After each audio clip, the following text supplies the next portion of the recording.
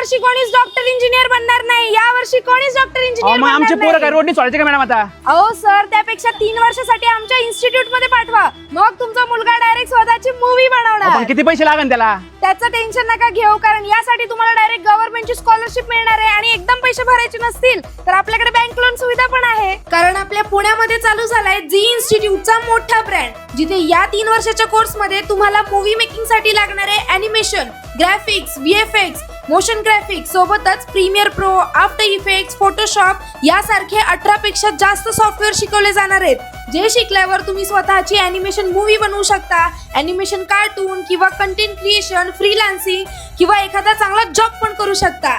आणि हे करून तुम्ही एखाद्या इंजिनियर पेक्षा पण जास्त कमवू शकता.